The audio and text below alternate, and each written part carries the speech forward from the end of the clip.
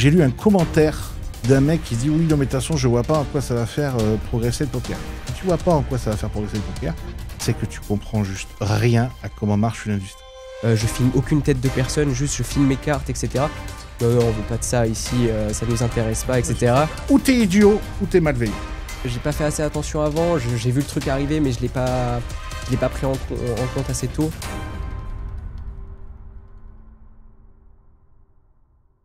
Fais un clap ou on fait pas de... Ok. C'est le plus beau clap de l'histoire. Bonjour à tous. Bonjour à toutes les amis. C'est Loïc. Avec des moyens, avec un beau studio, et avec un bel invité. Pour une nouvelle émission. Voilà, là on a décidé, on monte en gamme. Salut mon Matt. Comment tu vas? Mais ça va, il fallait que je fasse avec toi cette première émission. Ça me fait plaisir, écoute, c'est un honneur. Écoute, merci d'être là. Qu'est-ce qu'on fait aujourd'hui? Qu'est-ce qu'on fait les amis?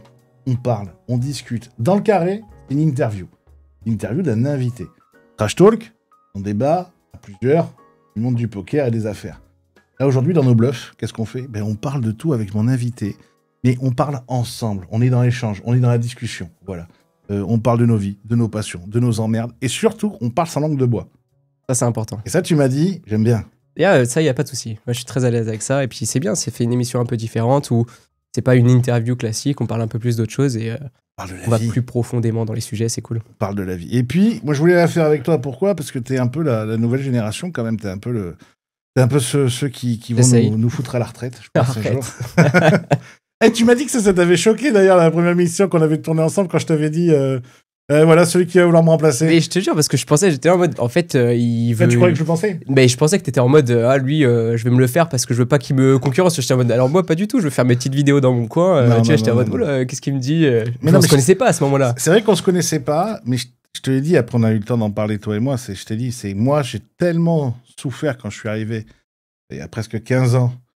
Il y a énormément de gens qui essayent de me foutre des bâtons dans les roues parce qu'ils avaient peur de perdre leur boulot, parce qu'ils comprenaient pas ce que je faisais, parce que nanana, que moi, je me suis dit, le jour où la nouvelle génération arrivera, parce que je savais bien qu'une nouvelle génération finirait par arriver, je dis, moi, je vais essayer, en tout cas pour les gars que j'aime bien, de justement les aider, tu vois, et pas... Moi, ça m'a tué à l'époque, je te jure, c'était vraiment les portes fermées, on aura le temps d'en reparler, mais bon, bref. C'est tout l'inverse, c'est vrai que toi, quand tu m'as contacté la première fois, tu me connaissais pas du tout, tu avais juste apprécié ce que je faisais, et direct, tu m'as tendu la main, tu m'as proposé de venir dans une émission et tout, et par rapport à ce que tu me racontes de ce que tu as fait avant, c'est vrai que... Et comment les gens t'ont reçu dans le milieu avant, c'est vrai que ça n'a rien à voir, c'est beaucoup plus ouvert aujourd'hui. Il y avait quand même des portes fermées, on en parlera peut-être après, mais il y avait quelques portes fermées quand même quand je suis arrivé au début, mais... Apparemment moins que ce que tu avais à l'époque, toi. Ouais, écoute, après, on peut enchaîner sur ce premier sujet, les portes ouvertes, les portes fermées. Moi, si tu veux, qu'est-ce qui se passe à l'époque? J'arrive, Alexis Epsker, qui est le mec le plus connu du poker, accepte une interview alors que j'étais strictement personne, j'avais jamais fait d'interview de ma vie.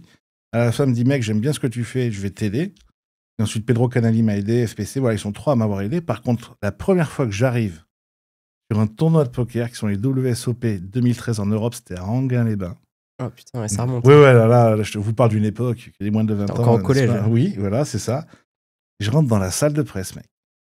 Quand je rentre, j'ai l'impression que j'ai une maladie que j'ai la pire des maladies. Tu te fais fusiller du regard, quoi. Fusiller du regard par tout le monde. Personne qui t'adressait la parole. Tout le monde qui essayait de te foutre des bâtons dans les roues. Grâce à Pedro, j'avais une interview de tous les Américains, ils pétaient tous un câble. Et j'étais là, mais putain, mais quelle bande de trous du cul.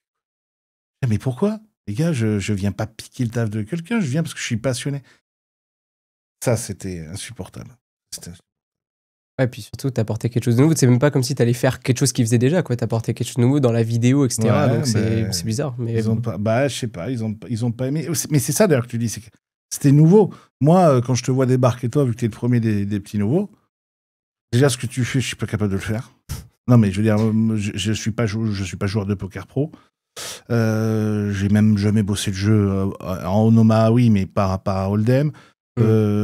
On va en revenir, mais t'es le premier à avoir eu ces idées de filmer comme ça, en tout cas chez les Français, tu vois, faire des vlogs, ça demande du boulot. Toi, tout de suite, en plus, t'as été plus malin que notre génération. Nous, toi, t'as investi, t'as pris des monteurs et tout, toi. Ouais, dès le début, en fait, je faisais déjà un petit peu de montage, mais je m'étais très vite dit, en fait, je peux pas essayer d'être un performeur au poker et de gagner de l'argent aux tables de poker, et en même temps, passer des heures et des dizaines d'heures sur du montage de vidéos, je peux pas faire les deux. Donc j'avais un choix à faire dès le début, je me suis dit, Je kiffe faire des vidéos, j'adore faire ça, j'ai envie d'en faire. Si je veux faire du poker à fond, je veux faire des vidéos à côté. C'est ma passion depuis que j'ai 14 ans. Bah, tu vois, tu dis quand j'avais 14 ans, bah, 14 ans, moi aussi, je faisais déjà des petites vidéos dans mon coin sur les jeux vidéo. J'ai toujours kiffé faire ça. Et donc, je voulais faire ça, mais je savais que c'était pas possible de faire les deux. Donc, il fallait faire un choix. Et puis, j'ai rencontré du coup Marco, qui est un monteur et un cadreur qui aujourd'hui est mon bras droit que je kiffe de fou. Et au début, je me rappelle, je faisais en fait toute la partie où je mettais ma voix en lien avec l'image. Et lui, en fait, je lui passais juste le montage pour qu'il mette les cartes par-dessus, parce que ça prend pas mal de temps à mettre les cartes, etc. Les petits effets, les petits titrages, tout ça. Donc, on faisait moitié-moitié sur le montage, quoi. Et au début, c'était compliqué. Je disais, écoute, je peux te payer, mais pas grand-chose. J'essaye de te payer le maximum que je peux, mais c'était pas évident. Mais disons que pour acheter la maison, ce sera pas ce mois-ci. Voilà, c'est ça. Et là, là c'est vrai que là, ça fait 1 an où je peux vraiment le payer correctement, et je suis content. Et lui aussi, il est content maintenant de travailler là-dedans. On fait plein de projets ensemble différents, et c'est trop cool parce que du coup, ça permet de faire autre chose que juste poker. J'en vois beaucoup, peut-être on peut lancer ce sujet, mais les joueurs de poker, mentalement, des fois, c'est dur, quoi. Et je les vois, il y en a certains qui sont pas heureux, tu vois. T'es non-stop derrière ton PC online à grinder. Moi aussi, j'ai eu cette phase aussi où, voilà, derrière, t'enchaînes les festivals, t'as pas le temps de te poser, rien. Pour peu que ça se passe mal, en plus. En plus, si ça se passe mal, c'est dur mentalement. Et du coup, avoir une autre passion à côté où je me dis, bah tiens, je vais me faire un kiff, je vais faire une petite vidéo là-dessus. Là, je vais raconter un petit peu mes histoires parce que j'adore faire ça. Je raconte une petite, mon festival, comment il s'est passé, comment je me sens, comment ma carrière évolue, etc. Bah en fait, ça me donne un autre leitmotiv, tu vois. Et je kiffe vraiment faire ça. Et bah, du coup, ça m'a vraiment aidé à me lancer. Si j'avais pas fait ça, je pense que je me serais pas lancé dans le poker à fond. Et ce qui est rigolo, c'est que toi, t'étais déjà passionné de montage vidéo par les jeux vidéo. Moi, j'étais réalisateur de clips musicaux dans la musique, avec mon associé. Donc nous, en fait, on a apporté notre expertise, on va dire, vidéo, ou en tout cas notre manière de communiquer de nos médias précédents dans le poker pour essayer justement de faire turn up les choses un peu et d'évoluer, tu vois. Donc ça, c'est rigolo quand même. On s'est enrichi d'autres choses pour essayer d'amener ça au poker. Parce que le poker, c'est plutôt rigide comme ça met du temps à bouger. C'est vraiment par rapport, tu vois, tout ce qu'on fait sur YouTube, je trouve, par rapport à ce qui se fait sur YouTube dans d'autres industries, je trouve qu'on est vraiment vachement en retard. Et ça a commencé à bien se développer aux US il y a quelques années maintenant. Il y a quelques gros influenceurs, genre Mariano, Rampage, Brad Owen, etc., qui ont commencé à vraiment émerger. Mais ça a mis du temps, quoi. Alors que des vlogueurs dans tout ce que tu veux, dans tout n'importe quel sport, n'importe quel truc. Mais on le voit même dans d'autres sports où c'est rigide, comme le tennis, par exemple. Il y en a quelques-uns aussi, ou même le foot. T'as des mecs qui font un mix de... Ils racontent un petit peu leur vie, ils aiment bien être créatifs, faire des vidéos, et en même temps, être performants dans leur domaine, quoi. Et c'est d'autres domaines rigides comme ça, où ça met du temps, mais là, on y arrive quand même. Je trouve qu'il y a des choses intéressantes qui se développent. Loin d'être le seul aujourd'hui maintenant, et c'est cool. Il y en a plein qui essayent de faire des choses, produire des alors, des tu penses à qui? sympas. Parce que toi, grosso modo, alors l'histoire, c'est quoi? Donc, dans un temps ancien, à l'âge des ténèbres, Kill Tilt est apparu. Okay, donc là, je crois que Kill Tilt, c'est 2012. 2013, un gros chauve apparaît. Ça, c'est moi. Et je pense que Yo apparaît en 3e après. 2015, quelque chose comme ça. Mais Yo était avant-gardiste de foot, ça, on n'en parle pas assez. Mais ce qu'il a fait, c'est exceptionnel. Ça, on va en parler après. Mais grosso modo, on est 3. Et j'ai envie de te dire, jusqu'en 2020, 2021, on est 3 en fait. Ouais, vous êtes 3 gros. Pour te donner une idée, moi, les abonnés, tout ça, j'y faisais même pas gaffe. Je crois que je tournais à 2000 abonnés. J'en ai pris 10 000 pendant le Covid, un peu post-Covid, etc. Mais moi, je pensais même pas à ça. De toute façon, on était 3. Personne ne produire du contenu. Ouais, donc, Toi, t'arrives, t'estimes que t'es quoi? T'es le petit. Non, il y a Baki qui arrive avant moi. Je voulais démarrer en même temps que lui. J'avais déjà acheté la caméra, il a explosé et c'était génial ce qu'il faisait. Mais lui, il faisait dans du cash game un petit peu. Déjà, lui, il était déjà un peu à droite à gauche dans le monde. Moi, ce que je voulais faire, c'est dans les tournois en France. Parce que c'est ce que je jouais, moi, c'est le format tournoi. Et dans les tournois, il n'y avait pas de vidéo. Il n'y a personne qui vloguait son aventure de tournoi, etc.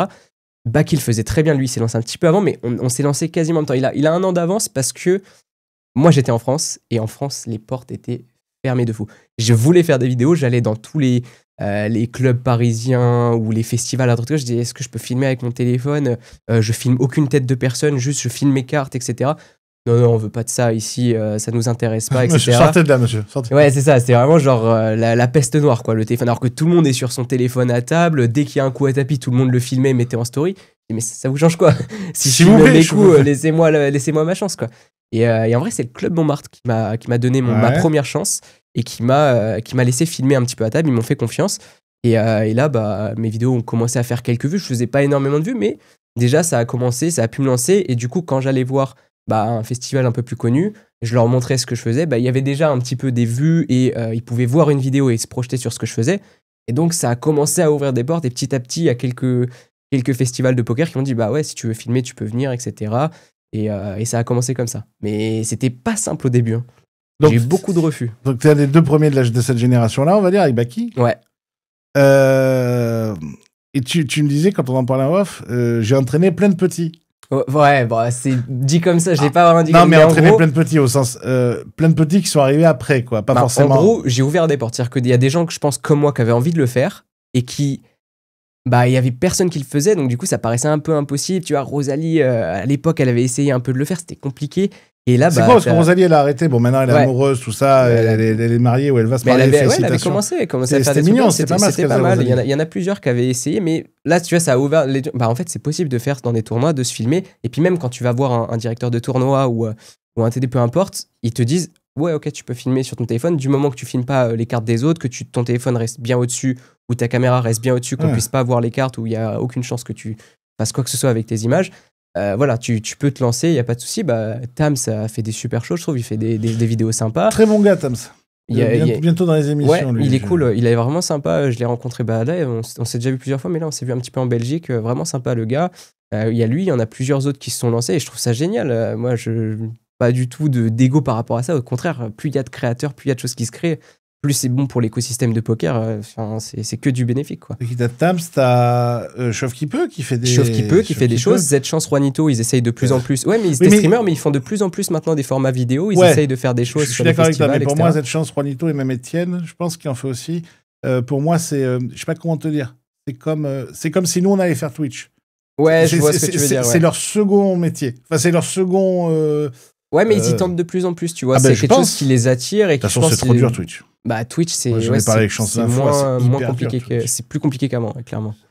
Déjà, je pense que toutes les audiences baissent. D'ailleurs, chance pour le coup, non, mais je veux dire, c'est dur de. Je pense qu'il y a de moins en moins de gens, ou en tout cas, de plus en plus dilués. Ouais. Puis c'est trop dur, quoi.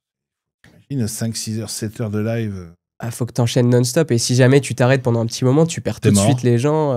C'est mort. Alors là, on peut rien foutre pendant un mois sur YouTube. Maintenant, c'est bon, on est à peu près tranquille. T'as Dumptrim aussi qui fait pareil, il fait un mix entre vidéo et YouTube. Dis donc, c'est marrant que tu me parles de lui. Je ne le connaissais pas. Ouais. On m'a parlé de lui il y a 3 jours. C'est marrant. Il est cool. Mais écoute, je le connais pas non plus. Mais je vois ce qu'il fait sur les réseaux et je trouve que c'est sympathique. Il dégage une bonne énergie. Donc, il fait du YouTube. Il fait un petit peu de YouTube. Alors c'est marrant, c'est un concept que je voulais faire en plus il y a pas longtemps. Et que je vais faire bientôt d'ailleurs. En gros, il filme sa vie de grinder, mais lui, il fait quasiment que du online. Donc en fait, il filme un petit peu sa préparation de sa session, il filme un petit peu derrière lui en train de grind sa session de poker, etc. Il raconte, tu vois, il habite au Canada. Donc il habite au Canada, donc il fait un peu le lifestyle et en même temps du grind, il fait énormément de streams sur Winamax, etc. Mais ouais, c'est sympa à regarder aussi, il y a d'autres choses. Mais... Ah bah oui, c'est Chance qui m'en a parlé. Ouais, il est cool. Il a l'air cool. Je le connais pas plus que ça, mais en tout cas, il dégage une bonne énergie. Il a l'air cool. Donc... Ouais, donc Chauve qui peut. Tams, lui. C'est un mec avec l'hélice, là, je connais pas trop, mais. L'hélice il a une espèce de chapeau avec une hélice. Je l'ai vu faire 2-3 vlogs aussi. Et t'en as des plus petits que je connais pas les noms particulièrement. Il y a un mec qui essaye. Baptiste. Bah oui, Baptiste, c'est génial ce qu'il a fait. T'as Baptiste. J'ai eu au téléphone hier ou avant-hier. Moi, bon gars. Ouais, lui, pour le coup, je le connais un peu plus. C'est vraiment un super gars. Ouais. D'une bonté super. Le gars est top, bonne énergie. Il apporte vraiment un regard nouveau sur le poker. Parce que lui, c'est vraiment le joueur amateur qui fait ça par passion et il fait ses petites vidéos à côté. C'est pas du tout le même, axe. Ça va être dur à tenir. Hein. Je vais en parler. Là. Je dis, ouais, mec. Parce que voilà, je pense qu'il commence à passer des petits deals, à gagner sa vie avec et tout, même si il gagne sa vie à côté. Mais. C'est dur à tenir de faire. Mais si c'est une passion à côté, ouais, c'est vrai que ça lui prend beaucoup de temps. Lui, il monte tout en plus. Non, mais ça, puis même les vlogs, on en a parlé tout à l'heure. Moi, les vlogs, je pense qu'il y en a trop aujourd'hui. Pas de lui, hein, global. Moi, je trouve pas. Je trouve qu'il y a encore pas mal de place. Ah ouais? Ouais, je trouve pas. Je trouve que non, il y a ce qu'il faut. Au contraire, là, je trouve qu'il y a ce qu'il faut. Il y en a qui sortent un peu partout. Tu sais, il y a plein d'industries où il y a des tonnes de vidéos qui sortent. Oui, mais sauf que les industries sont plus grandes. En fait, ce qu'il y a, c'est surtout la qualité qu'il y a derrière. C'est-à-dire qu'en fait, si tu fais une vidéo juste pour faire une vidéo qui n'a pas vraiment de deep run ou de trucs à porter sympa, c'est vrai que les gens ils vont regarder à force. Mais en fait, souvent les vidéos, c'est des wins ou des belles perfs et tout. Et c'est sympa à regarder. Moi, j'aime bien regarder des trucs. Moi, je trouve pas qu'il y en ait trop. Là où je vois que le contenu s'est méga densifié, c'est qu'à une époque, tu sortais un documentaire. Ouais, c'était À le l'époque, seul, c'était Tapis Volant ou c'était moi. C'était un événement. Tout le monde en parlait pendant 30 jours, tu vois. Et aujourd'hui, tout le monde sort tout le temps, par exemple, des documentaires. Et c'est même pas un événement. C'est-à-dire que même, par exemple, le docu qu'a sorti Clément, James Million. Monsieur Richez, qu'on embrasse, et qui a cartonné et tout, mais il y a, génial, mais y a pas de buzz. Il n'y a pas de buzz. Non, Attends, mec. la vidéo a fait un nombre de Non, vues mais c'est pas une question. incalculable. Mais c'est pas une question de vue. Tu peux faire énormément de vues parce que ça marche très très bien, que c'est quali. Ouais. Quand je te parle d'un buzz, c'est que moi. C'est pas une référence comme avant où il y avait un truc qui sortait, on disait c'est une référence. Non, mais ouais, je vois ce que tu veux dire. surtout tout le monde en parlait pendant des semaines. T'avais des articles qui sortaient. Regarde, moi quand j'ai sorti le docu de Natser, France Inter, France Inter, BFM, enfin tu vois, il y avait plein de médias qui en parlaient. Encore plus à une autre époque.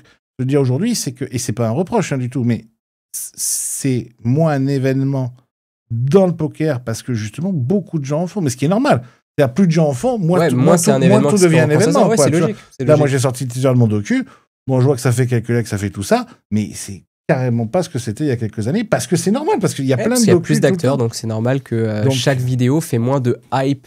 C'est ça. Il n'y a pas tout le milieu qu'on parle, vu que c'est un petit milieu, il n'y a pas tout le milieu qu'on parle, parce qu'il y a tout le temps des vidéos qui sortent maintenant. C'est le jeu que tu as fait là. Tu me montrais le second épisode qui sera sorti d'ailleurs quand vous. Ouais, vous pouvez aller voir Poker Joker 2. Poker Joker 2. Content de la vidéo, vraiment, on a bien bossé dessus. Tu m'as dit que c'était Pierre Calamusa qui gagnait. Tu sais qui te tue ton rêve. Spoil. Bon, ben ça, mec. Tu fais ça il y a 5 ans, 6 ans. Ouais, tout le monde pète un câble. Je passais mon brevet il y a 5 ans. J'ai calculé que cet homme était en maternelle quand je passais mon bac. Ouais, c'est beau. Ça fait mal. Et après, il comprend pas pourquoi je l'appelle le minot, quoi. Alors que je ne suis pas si vieux, j'ai même pas 40 ans, putain, c'est fou comment la vie passe. Je suis pas si vieux non plus, j'ai quand même 26 ans, attends. Mais t'es tout jeune, toi. Ouais, ça va, attends, il y a plus jeune que moi encore. Hein. Dans le poker Dans le poker, ouais. Bon, un petit peu comme ça arrive. Il y en a quelques-uns. Mec, j'ai pas un seul nom qui me vient, quoi. Inos, allez hop. Bon, ok, d'accord. Bah non, mais Inos, c'est un cas à part, lui. Inos, il casse tout, Inos. Et justement, toi, alors, quand t'es arrivé dans le milieu, il y en a qui t'ont ouvert les portes, il y en a qui t'ont enfermé, ce que tu disais?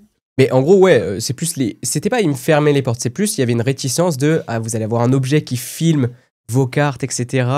Est-ce que vous pouvez pas voir les autres cartes à côté? Ouais, bon, ça, c'était la crainte de l'inconnu. La crainte de l'inconnu. Et c'était plus ça qui bloquait. Mais en soi, moi, quand je suis arrivé, comme je t'ai dit, toi, tu m'as ouvert les portes directement, tu m'as tout de suite laissé venir. Et surtout, moi, j'ai eu la chance quand je suis arrivé. En fait, il y a 2 personnes qui m'ont bien aidé. C'est au début, je faisais un peu des streams de mon côté, etc. Et il y a Yannick Cardo.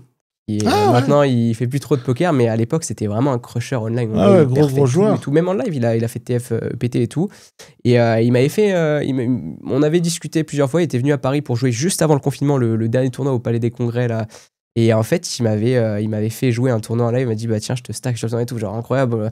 C'était mon rêve, moi, de rejouer en live. J'avais joué quand j'avais 19 ans en Australie. Là, je jouais de manière récréative. Donc voilà. Et puis il m'a beaucoup aidé au début pour me lancer sur les différentes rooms et commencer à grind. Il m'a donné des conseils, etc. Et ça, c'était vraiment... c'est toujours aujourd'hui, mais c'est vraiment un ami qui m'a beaucoup aidé au début. J'étais pas pro du tout, je jouais pour m'amuser. J'avais mes études, mais il m'a beaucoup aidé. Et surtout, celui qui m'a ouvert les portes au tout début, c'est Jonathan Pastor. Alors en fait, Pastor, moi j'ai toujours dit Pastor, mais voilà. Joe. En gros, faut te situer le contexte. Le Joe. Le Joe, voilà. On est pendant le Covid. Donc là, moi, j'ai mes études, mais bon, pendant le Covid, les études quasiment arrêtées, quoi. Il n'y a plus rien. Je fais l'école 42, mais quasiment tout est fermé. Vu que je streamais un peu, Matt the Star, que tu connais, c'est un streamer, il m'ajoute sur un Discord où il y a plein de personnes, on va pas citer tous les noms, mais il y avait plein de mecs, plein de grinders, voilà. Et moi, je me retrouve là-dedans, je suis comme un petit fou, tu vois, je suis petit amateur qui joue mes petites sessions du soir pour m'amuser. Et en fait, on joue à Among Us ou à des jeux en ligne le soir, quoi.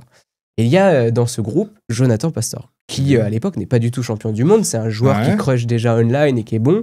Mais il est sur une année où il dit clairement, bon, moi cette année, je vous le dis les gars, et ça c'est un truc que j'ai vu très récurrent chez beaucoup de joueurs. Moi j'ai poncé le jeu, j'ai bossé le solo, un malade. J'ai pas envoyé un volume de fou. J'ai gagné un peu d'argent, mais pas tant que ça. Mais par contre, qu'est-ce que j'ai bossé le jeu. Je vais vous démonter. Quoi, tu vois, il était déjà en mode, tiens, j'ai bossé le jeu. Et en fait, on jouait le soir à Among Us avec tout le groupe, et avec Jonathan et Quentin Rousset. On allait jouer à Fortnite le soir après, à 5h, 6h du mat, tu vois, c'est période Covid, quoi. Il n'y a pas de temps, il n'y a pas d'heure. Et on a joué ensemble, et puis du coup, on avait gardé bon contact, mais pas plus que ça. On s'entendait bien, quoi. On passait des soirées ensemble, on jouait aux jeux vidéo, enfin, rien de spécial, quoi. Et en fait, ce qui se passe, c'est que moi, j'ai mon CDI de dev. Maintenant, ça y est, le poker, j'y joue quasiment plus. Je joue de temps en temps au cash game à Paris, mais voilà, pas plus que ça. Ah, t'es dev, toi? Ouais, j'étais dev, ouais. J'avais fait l'école 42, j'étais devenu développeur informatique, j'avais mon CDI. Tu avais fini l'école 42? J'étais allé jusqu'au stage, et une fois que j'avais le stage, j'avais une offre de CDI, donc je me suis arrêté au premier stage, quoi. De toute façon, il n'y a pas vraiment de diplôme à la fin, c'est pas un diplôme reconnu par l'État, donc je me voyais pas finir l'école alors que j'avais eu une offre de CDI, j'étais chef de projet dans une boîte, ça m'allait très très bien. Et du coup, en fait, il remporte son titre et derrière, il enchaîne avec le WSOP Europe, tu vois. Et ça, c'était genre, je sais plus, juin, juillet, et puis derrière, septembre, octobre, quoi, tu vois. Et en décembre, il vient à Paris pour un truc, et puis je lui dis, bah écoute, viens boire un café si tu veux venir et tout, machin. Et il m'explique qu'il va travailler avec Yo. Je dis, ok, cool. Bon, en plus, moi, Yo, je kiffais. C'est avec lui que j'avais commencé à regarder ses vidéos quand je commençais le poker et tout, machin. Et il m'explique que Yo va lancer une web TV sur sa chaîne et tout, machin. Je dis, mais mec, moi, il y a 3 ans de ça, je faisais Tu l'as fait, la web TV de Yo? Mais oui, je l'ai fait. Et c'est grâce à ça que j'ai pu me lancer. Parce qu'en fait, la web TV permettait de me payer pas grand-chose, mais juste ce qu'il fallait pour payer mon loyer. À la minute où j'ai signé la web TV et que j'ai su qu'il y avait ça, j'ai dit, ok, au revoir mon CDI, ça me paye mon loyer, je me lance à fond, c'est mon rêve, je me lance. En gros, c'est parti de ça. Et on est d'accord que ça a complètement gaufré, ça. Ça a pas très bien marché, ouais. Ça a pas très bien marché. On faisait nos streams. Il y avait qui avec toi? Il y avait Clément, le chibreur qui fait la web Marrakech. Il y avait Matt Podcasts. Il y avait... Le casting est pas dégueu. Je me rappelle plus des autres. Il y a un autre nom peut-être, mais je me rappelle plus. Désolé pour ceux que j'ai pas cités, mais en gros, ça faisait un petit peu d'audience, mais pas plus que ça. Et puis en termes d'argent que dépensait Yo dedans, c'était que je pense pas assez rentable. Du coup, ça a duré 6 mois, mais moi, ça m'a permis pendant 6 mois de payer mon loyer et de streamer du poker. Alors, pareil, de manière amateur, je me considérais pas comme pro, je streamais du poker. Et en plus de ça, du coup, ça m'a mis en relation avec Yo. Donc, grâce à Jonathan, qui m'a du coup fait rencontrer Yo, j'ai pu commencer. Moi, j'ai plein d'idées. Je suis ultra créatif dans les vidéos et tout machin. Donc, je vois Yo, le gars que je suis depuis 4-5 ans. Je lui dis, attends, mais je veux te proposer telle vidéo, machin. Et en fait, il lance la web TV, il regarde les premiers streams et il tombe sur mon stream et il kiffe ma vibes. Il dit, ouais, franchement, j'aime bien tes streams et tout. Du coup, il rentre en contact avec moi et moi, je lui dis, regarde, j'ai déjà fait quelques vidéos sur YouTube, je fais 2-3 trucs. Moi, j'aimerais trop tu vas te proposer des idées de vidéos à faire. Si tu peux venir avec moi, enfin, si tu peux si tu veux bien, je te fais des vidéos, tu vois. Et du coup, il me dit, vas-y, on peut essayer. Et à Paris, je fais une première vidéo où je suis derrière la caméra, je le filme avec Jonathan Pasteur qui accepte de participer alors que ça le faisait chier. Il voulait pas trop être mis en avant à ce moment-là. Où ils font un heads-up l'un contre l'autre. Et celui qui perd monte la tour Eiffel à pied. J'ai essayé de faire un concept un petit peu différent de ce qu'on avait vu, un peu dynamique et tout. La vidéo est fun. Yo, il prend beaucoup de plaisir à faire. Il me dit, putain, ça faisait longtemps que j'avais pas fait un tournage qui m'a fait kiffer comme ça. La vidéo marche pas très bien sur YouTube, mais en gros, il veut quand même me laisser une chance. Et à Vegas, il me fait venir pour faire quelques concepts. La vidéo marche pas bien, c'est pour rien, ça. Bah, c'est compliqué de toucher un public poker qui a l'habitude de voir des gros deep runs et Yo qui joue des tournois à 10, 20 000 balles et tout, etc., avec des grosses sommes. Là, on est sur un heads-up où le perdant, il monte juste la tour Eiffel à pied, tu vois. C'est pas le même genre de contenu. T'as essayé de gamifier. J'ai essayé de gamifier, de faire un peu un truc plus... voilà, on voit les personnages évoluer, le heads-up, la tension, et derrière, il y en a un qui se tape la tour Eiffel, fait chier, tu vois. C'est plus dans le divertissement que purement dans l'argent, le poker, tu vois. Et du coup, il me fait venir à Vegas. Donc, juste après la web TV se termine, il me fait venir à Vegas et j'essaie de faire 2-3 concepts avec lui.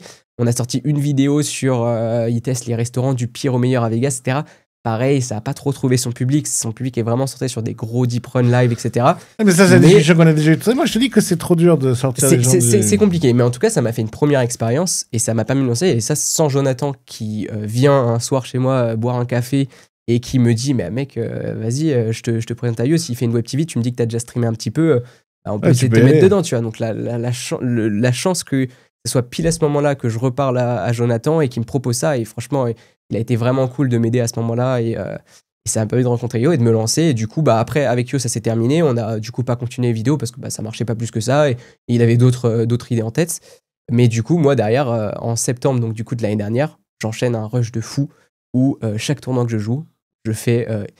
je bag tip leader à la fin, j'ai eu ce rush de malade. Non, mais ça, il y a un problème d'ailleurs, toi, mec. Je pense que t'as combien déjà? 4 trophées, 5 trophées déjà? Ouais, par là, ouais. 4, mec, 5, tu sais qu'il y a des joueurs qui jouent depuis 10 ans qui n'en ont pas gagné un. Ouais, j'ai eu de la chance, clairement. Regarde Gaël Bowman. Combien de tournois qu'elle gagne en 15 ans de carrière, c'est. C'était sur le Kill Tilt, là, le high roller. Sur le Kill Tilt. Ouais, après, c'est sûr. Mais c'est fou quand tu penses. J'ai eu le bon run au bon moment qui m'a permis de me lancer, c'est sûr. Après, j'ai un style assez atypique. Surtout qu'à ce moment-là, j'avais jamais pris de coaching. Ouais. Donc, moi, j'observe le gars. Si je vois un peu de faiblesse, j'appuie. peu importe ma main. Ok. Je regardais, enfin, je jouais en regardant mes cartes quand même, mais tu vois, genre, j'avais aucune logique théorique derrière. Et donc, en fait, bah, ça marche bien en live, mais en live, je me fais défoncer parce que les Ouais. mecs, ils comprennent, et ils bluff catch avec ce qu'il faut, etc. Bah, je me fais défoncer, quoi. Mais en live, ça se passe bien. J'enchaîne, bah, comme je dis, j'ai eu 3 titres en 2023 sur des petits tournois et tout. J'ai réussi à faire ma première, j'ai fait une TF d'un main event et tout. J'ai fait plein de trucs, j'étais trop content, quoi. Et ça se passe ça pendant 3 mois. Et du coup, bah, c'est après ça, là, en début d'année, je décide de me lancer à fond et prendre un coach cette fois-ci. Et ça m'a bien aidé pour me remettre les idées en place et du coup, enchaîner sur cette année qui se passe pas trop mal. Du coup, j'ai eu une période compliquée, mais je sais pas si tu veux qu'on enchaîne là-dessus. Oh oui. Ouais. C'était bien Vegas. Compliqué. Compliqué. Ouais, Ah. c'est sûr. Là, tu m'as vu en plus là-bas. Hein. J'étais pas Ah bien. ben ça je t'ai vu, et je t'ai dit, je pense que la meilleure soirée que j'ai faite à Vegas c'était chez toi. Ouais. T'avais une pure baraque, on s'est fait grillade avec le chance avec Romain Bayeul, ouais. il y avait le Baport, il y avait Il y avait du monde, ouais. il y avait du beau monde et piscine après 2h du matin. On va le voir dans le Ouais. docu un peu cette Ah, soirée génial. d'ailleurs. Je savais même pas que t'avais filmé des trucs. Ouais. J'avais filmé un peu 2-3 trucs. J'ai c'était cool. même une grande conversation que tu as avec Chance de 8 minutes que j'ai gardée. Ah ouais Ouais, bien sûr. Plus cool. Bien sûr. Bon, toi, il n'y a rien qui va, quoi. C'est-à-dire, bon, déjà, tes colocs, grosso modo. Ouais, ça se passe pas super bien. Après, je vais pas cracher sur leur dos, surtout sur une vidéo. Mais ouais, ça s'est pas super bien passé. On se connaissait pas avant. Voilà, c'est des erreurs qui arrivent. Des fois, une coloc, ça matche pas. Pas de feeling, quoi. Pas le feeling, ouais, ça s'est pas bien passé. Et puis, mais c'était pas très grave. Il y avait pas que ça. Je suis aussi tombé malade. Et puis, en fait, surtout, bah. Ah oui, c'est vrai que tu étais malade. Ouais, je suis tombé bien malade. La clim, elle m'a séché pendant 3 semaines. Bah, mec, ça, c'est horrible. c'est le truc à à éviter. Vegas, c'est insupportable, quoi. Les clims à fond, qui sont dégueulasses, Ouais. pas nettoyées depuis je sais pas combien Et de temps. 53 degrés dehors. Ouais, t'es obligé de tomber malade. Enfin, moi, en tout cas, je sais que je tomberais malade à Ah, chaque Vegas, quoi. ah, moi, j'ai évité. Touche du bois, Ouais. j'ai évité les 2 premières années, mais je sais que c'est l'angoisse de tous les joueurs Ah, ouais. de se prendre ça. En plus, des médicaments, tu sais pas quoi prendre. Tu t'appelles le docteur, c'est $500. Et j'ai été dans un truc, une dame très gentille m'a conseillé un truc, ça m'a requinqué d'un coup, je sais pas ce que c'était, mais c'était bien Ouais, puissant. mais j'ai acheté le c'était un truc, médoc américain. ouais, donc, voilà, à mon avis, il donc, faut pas voir ce qu'il y a c'était dedans. pour les chevaux, mais Voilà, mais ça marche. ça a marché. Et en plus, ton stacker qui te... Ouais, bon, ça pareil, c'est des histoires un peu en interne, mais je pensais que j'allais pouvoir jouer tous les tournois, ça s'est pas fait. J'ai dû jouer la plupart des tournois avec ma bankroll qui était pas énorme à ce qui était moment-là. pas suffisante pour tout. Non, pour tout jouer, clairement, donc j'ai dû jouer moins de tournois que ce que j'avais pu, mais j'ai appris, c'est de l'expérience, comme je dis. Il y a à peine 9 mois avant, c'était en septembre, je faisais ma première tapinade. Ça, c'était ton premier Vegas? Comme je dis, j'ai fait celui d'avant avec Yo, mais j'avais joué que le main event WCB qui était mon rêve absolu. Mais je l'ai joué en tant que joueur amateur qui l'a joué. Tu vois, c'était pas du tout. Oui, j'ai joué que ce tournoi-là. Vegas. J'avais joué un petit peu en cash à côté, j'avais fait quelques vidéos, mais en tournoi, j'en avais joué qu'un. Et c'est l'année d'après, du coup, là, je m'étais dit, je veux vraiment jouer la plupart des WSOP et tout. Je rêve du bracelet comme tout le monde. Et c'est parti là-dessus. Mais le truc, c'est que en septembre jusqu'à décembre, je dis prône tout. Je fais chip leader. Donc forcément, c'est que t'as tout compris. Mais non, j'étais serein là-dessus. Moi, je savais que j'avais bien run et que techniquement, j'étais pas au moins. J'avais des bons exploits live, j'arrivais à bien jouer, à bien lire les joueurs, mais je savais que j'avais des leaks et que voilà, j'avais bien run, j'en étais conscient. Sauf qu'en fait, moi, j'en suis conscient, mais sauf que je me suis lancé sur les réseaux sociaux. Donc, j'ai publié des vidéos, j'ai publié des reels. Et là, en janvier, ce qui se passe, c'est que les reels, ils font 200, 300, 400 000 vues. Mes réseaux sociaux explosent. Ouais. Je fais plusieurs reels, entre 100 et 300 000 vues à chaque fois. Je comprends pas ce qui m'arrive. Et du coup, il y a de plus en plus de personnes, quand j'arrive dans un tournoi, qui me connaissent et qui suivent mon histoire. Et ils se disent, ah bah lui, c'est le nouveau prodige du poker. Je reçois une tonne de messages, c'est le futur génie. Tout. Moi, j'étais en mode, bah non, en fait, je suis juste un. Attendez, mec, j'ai chaté. J'ai chaté, j'ai bien joué, mais j'ai chaté aussi, tu vois. Genre, waouh, me mettez pas tout de suite là-haut. Et en fait, bah. Surtout que plus on va te mettre haut au début, d'ailleurs, quand ça plus redescend. on va te niquer ta race. Mais surtout, ça te rajoute une pression de malade. C'est-à-dire, quand tu reçois des messages, mec, franchement, t'es une inspiration pour moi, tu vas tout déchirer, tu vas être futur team pro winner et tout, machin. Je dis, wow, enfin, non, ça fait 3 mois que je suis pro. C'est voilà, un peu tôt. Et je me suis pris un bad run logique après un good. Enfin, logique, il n'y a pas de logique dans le run, mais en gros, janvier, février, tu t'es pris le retour de la médaille. Je me suis pris le retour sur le live. Le online, par contre, j'ai été coaché par Simon, et là, j'ai crush de fou pendant 5 mois. Mais Simon Viciac, ouais. Ah, c'est Simon qui t'a coach? C'est Simon qui m'a coaché. Il y a pire. C'est incroyable. C'est vraiment le meilleur. Qu'est-ce qu'il est nul en réseaux sociaux. Ah bah ouais, c'est pas sa spécialité lui, c'est un gros bosseur, c'est une tête, tu vois, école d'ingé, prépa, tout ça, enfin, mais en termes de poker, c'est... Je crois que je l'ai croisé une ou deux fois, je le connais pas. Et en plus, il a l'air très sympa. Ouais, il est vraiment très sympa. Mais putain, qu'il est nul, mais dis-lui. Et ouais, mais c'est comme ça. Il a du cul d'être un aussi bon joueur, parce que c'est fou que PokerStars les sponsors. Hein. Bah, et en même temps, il gagne le PT Barcelone, il fait une prestation exceptionnelle sur tout le PT. Il cherchait un joueur français, ça c'est bien goupillé. Il n'y a pas de débat sur le... Oui, mais tu vois, regarde. Alors ça, c'est intéressant. On va dériver un peu. Vas-y. Parce qu'on a un débat, toi et moi. On a un débat sur c'est quoi le joueur de demain, etc. Toi, tu partais sur les deux mêmes chemins, c'est-à-dire et être joueur pro et finalement être influenceur aussi. Je te disais, ouais, c'est quand même très particulier. Tu étais le premier à faire ça. Toi, tu m'as toujours dit, ouais, non, mais c'est ça le joueur. Ça doit commencer à être ça le joueur d'aujourd'hui. Ce sera ça le joueur de poker de demain. Le joueur sponsorisé. Le joueur sponsorisé. Et regarde Simon. Parce que, ok, joueur très fort, évidemment. Mais c'est la plus grande top de l'histoire. Non, attends, il y a comment il s'appelle que j'adore, qui est hyper sympa. Qui est chez Unibet, pas Alex. Arnaud Ensem. Arnaud Ensem. Ouais. Voilà. Qui, lui, il a même pas de téléphone portable, putain, une fois sur deux. Et il est adorable, c'est un super mec, et évidemment, c'est un super joueur. Mais non, tu vois, c'est... Mais ça, on l'a dit, c'est-à-dire qu'en fait, les rooms, elles ont leur manière de travailler qui est des pratiques qui ont marché pendant des années. Donc, elles se disent pas... Alors, donc toi, tu penses que t'as un temps d'avance, alors? Oui. Enfin, je pense qu'en gros, le joueur sponsorisé de demain, ça sera plutôt un joueur qui... connaîtra bien les codes des réseaux sociaux et qui saura faire vivre son aventure de joueur sponsorisé à sa communauté. Qui fédérera quelque chose autour de lui. De quoi? Pierre, c'est lui l'avant-gardiste là-dessus. Mais c'est clairement ce qu'il a réussi à faire. Il faisait déjà, on parle de joueurs qui faisaient des vlogs, il l'a fait 2-3 ans avant nous, avec un budget Winaf, etc. Ouais, 2-3 ans avant toi, moi j'étais déjà vieux, moi déjà. Mais tu vois, il l'a déjà fait et il l'a très bien compris. Et c'est pour ça que je trouve que c'est un exemple, Pierre, en termes de joueurs sponsorisés. Sa femme, d'ailleurs, a une bonne réale. Ouais. Je pense qu'elle lui a donné des bonnes idées. Je la connais pas particulièrement, mais je pense qu'elle a aidé à lui donner des bonnes idées là-dessus. On les embrasse parce qu'ils sont 3 maintenant. Ouais, c'est vrai. Et des streams aussi, il a fait des bank chains, il a fait plein de trucs qui font vivre et les gens se reconnaissent dans lui, tu vois. Non, mais de toute façon, Pierre, je pense que c'est depuis Elki, grande époque, entre guillemets, je pense que t'as jamais eu un meilleur team pro. Je trouve qu'il fait super bien le travail. Il dégage une superbe énergie. Il propose toujours plein de choses à la room pour mettre en avant. Ouais, en plus, il a commencé comme un gros dégène, ensuite il a été comme un gros parieur sportif, il en mettait partout. Puis il devient un peu plus sérieux, puis il devient sportif, puis puis il est en couple, puis il est papa, donc il devient vachement plus safe, etc.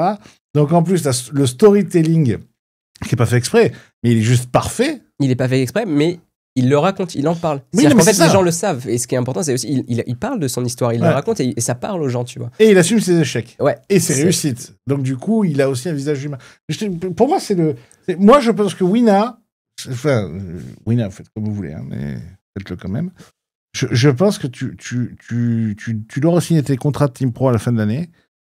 Lui, il y en a plein, tu peux en discuter parce que. Il n'y a pas de débat. Ah non, mais. Il n'y a pas de débat, il est génial pour la room. Il dégage quelque chose de super, il fait du contenu sur les réseaux, il fait des choses. Enfin, c'est le Team Pro parfait. Un peu dans la même vibe, alors pas le même personnage, pas le même storytelling. Moundir fait du bien aussi. Ouais. Mais Moundir, c'est plus que c'est le seul mec qui était une star de la télé avant d'être une star du poker, qui a bien voulu jouer le jeu, s'est cassé le cul à apprendre à devenir un joueur de poker et tout, et c'est comme ça que lui, il a accès à ça. Mais Pierre Moundir, ils font énormément de bien, je pense. Ouais, c'est sûr, c'est sûr. Et moi, par exemple, je suis étonné, tu vois, qu'un poker star donc ait pris Simon, non pas pour le joueur, ni humainement, ni au niveau poker. Ça a l'air d'être un super mec, et tout le monde est OK pour vous dire que c'est un des meilleurs joueurs. C'était dit, waouh, c'est tellement éloigné de ce qu'on cherche normalement aujourd'hui.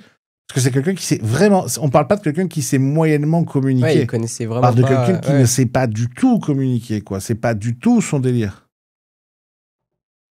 Donc ouais, mais ça, c'est des discussions en interne, je pense qu'ils ont, et c'est leur stratégie qui est comme ça, et peut-être qu'elle évoluera avec le temps. Moi, c'est ce que j'espère. Donc vas-y, dis-nous ta philosophie. Pour moi, aujourd'hui, un team pro qui serait bien pour une room, c'est quelqu'un qui partage et qui connaît les codes des réseaux sociaux pour partager son aventure. Je pense que ça sera un atout en plus pour une room parce que quand tu as une personne à qui tu t'es attaché, tu suis son parcours, tu vois ses échecs, comme tu dis, comme Pierre, comme ce que je montre aussi sur mes réseaux avec mon Vegas qui se passe mal, etc. En fait, ça parle aux gens et ils s'identifient plus à la personne et à ce qu'elle fait vraiment. Et c'est totalement authentique. Mais c'est avec des codes des réseaux sociaux. Et je pense qu'un team pro de demain sera obligé de bien connaître les codes des réseaux sociaux. Alors de demain, ça peut être dans 5-10 ans, tu vois, j'en sais rien. Mais je pense que ça sera un atout obligatoire pour n'importe quel team pro parce que c'est trop important les réseaux sociaux aujourd'hui. Le poker va moins vite que les autres gens, généralement. Mais il n'y a pas que cette industrie-là, on crache sur le poker parce que c'est ce qu'on connaît mieux. Mais il y a plein d'industries sportives. Non, c'est pas une question de cracher, c'est une question de vérité. C'est-à-dire que t'as des mouvements dans des industries qui sont rapides. Regarde le tennis de table. Les Lebrun, ils ont débarqué, c'est des ovnis du jour au lendemain. Ils connaissent tout aux réseaux sociaux, ils font ça super bien, ils sont très malins. Ils ont su fédérer sur un milieu où, mais alors, ils étaient à la ramasse avant qu'ils arrivent. Ils ont révolutionné le tennis de table, quoi. Ouais, mais tu vois, par exemple, un vieux milieu comme le tennis a du mal. Regarde, ou la F1 a failli être morte, c'est parce que Drive to Survive avec Netflix. Mais par exemple, un milieu beaucoup plus jeune comme le paddle, eux, tout de suite, ils ont été bons sur les RS et tout, tu vois, le paddle. C'est pour ça aussi que ça a pris très vite. Oui. C'est pour ça que c'est le futur qui sera fait avec les réseaux sociaux. Et je pense que les team pros seront obligés de connaître les codes et de savoir faire des choses intéressantes sur les réseaux pour être un bon team pro et mettre en valeur la marque. C'est mon avis. Après, de toute façon, il faut que tu sois un personnage aujourd'hui. Si t'es pas un personnage, c'est mort. Ouais, quoi. Je pense que si t'as pas une identité et les gens se reconnaissent pas, c'est plus compliqué pour une room de travailler avec toi sur... mettre en avant la marque, etc. Après, c'est sûr, je comprends les gens. C'est-à-dire qu'à partir du moment où tu t'exposes, t'en as qui t'aiment, t'en as qui te détestent. Ça, c'est obligé, tu vois. Et souvent, d'ailleurs, c'est très rigolo parce que les gens qui t'aiment ou qui te détestent, les gens qui t'aiment, t'as les gens qui apprécient ton travail, ça, c'est OK. T'as des gens qui t'aiment parce qu'ils te connaissent, ça, OK. T'as des gens qui te connaissent pas et qui t'adorent. Ça, c'est un peu étrange, tu vois ce que tu dis. C'est sûr que c'est très bizarre. Mais c'est de la même chose de l'autre côté. Ouais. Et t'as des gens qui te détestent et tu dis, mais mec... On s'est jamais vu. J'ai pas tué ton chien. Qu'est-ce que tu racontes? Donc c'est étrange. C'est le revers des réseaux sociaux. C'est le revers des réseaux sociaux. Ouais, de l'anonymat aussi. Mais ça, je l'avais dit un jour à Chichi, il me croit pas et c'est en train d'arriver. Je lui ai dit avant 15 ans, donc ça, je lui ai dit ça il y a 5 ans. Puis avant 15 ans, il y aura plus d'anonymat sur Internet. Ah. Alors, le conseiller que je suis, n'est-ce pas? Tu cherches combien alors pour avoir c'est combien ton contrat que tu veux pour une room? Ah, j'ai pas du tout de... Et puis de toute façon, c'est pas qu'une room, c'est un projet. Si jamais je cherche quelque chose, moi c'est un projet avec la room pour faire des vidéos, faire des choses, etc. C'est pas juste, bah voilà, tu vas mettre le badge et c'est parti. Ça m'intéressera pas. Il faut que ce soit un vrai projet, que je m'entende bien avec la room et qu'il y ait un vrai feeling, quoi. Je suis pas à la recherche particulièrement de, tu vois, n'importe quelle room, je signe et je dis oui juste parce que c'est, tu vois, il faut vraiment qu'il me fasse confiance sur les vidéos que je vais faire, des choses que je vais proposer, etc. Et qu'il y ait une vraie entente, tu vois. Sinon, non, je serais pas intéressé. Bon alors, on parle de l'accueil, on parle de tout ça. C'est quoi, toi, les questions que tu te poses sur le monde du poker ou autour des trucs que tu vois? Moi, la question des fois que je me pose, c'est comment ils arrivent à survivre des fois dans des, tu vois, des petits festivals à petit buy-in. Comment ils arrivent à dégager une marge et à s'en sortir quand tu dois payer les croupiers, les tables, faire venir tout le monde. Tu vois, tout le staff qu'il faut regarder pour après... La masse, je pense. Il faut qu'il y ait beaucoup de joueurs, quoi. Et non, mais pas forcément la masse de ce festival-là. La masse parce qu'ils ont 5... Par exemple, Texas Poker. Bah, d'ailleurs, il n'y a que Texas Poker. Par exemple, c'est qu'eux, ils vont avoir 5 tournois, 6 tournois dans le week-end. Donc peut-être que là, ça gagne pas d'argent ou très, très, très, très, très peu.